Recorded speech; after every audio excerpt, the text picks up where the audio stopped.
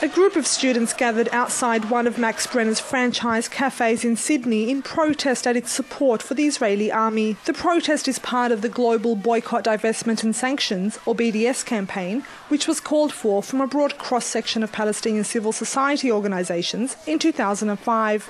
Max Brenner actually gives support to the soldiers in the Golani and the Ghafari Brigade, which obviously every day they commit human rights violations against Palestinian people. Max Brenner is a chocolate retailer owned by the Strauss Group. On its website in the section on corporate responsibility, the Strauss Group emphasises its support for the Israeli army, noting, "Our connection with soldiers goes back as far as the country and even further.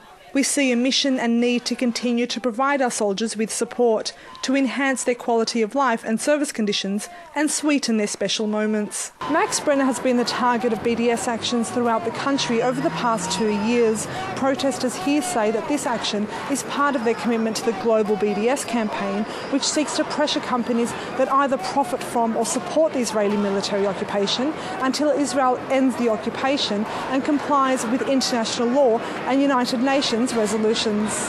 Early in the protest, the police officers present tightened their control over the students' movements.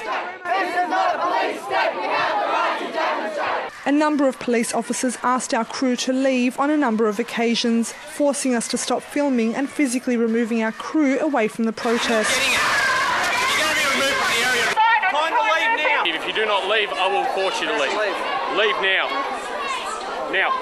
Move away. The police then used force to disperse the protesters, beating a number of students. 2 students were charged with hindering police and their trial set for July 13.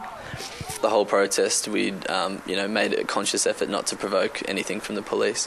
We'd put in the Section 1 and all the forms that we needed to do. Throughout the whole thing, organisers were very conscious to make sure that there was no reason to provoke anything from the police or anyone else.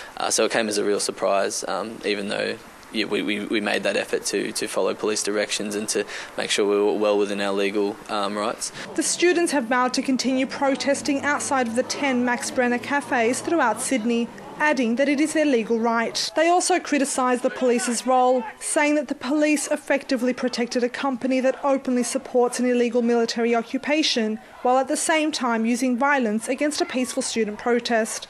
Rihab Sharida, Press TV, Sydney.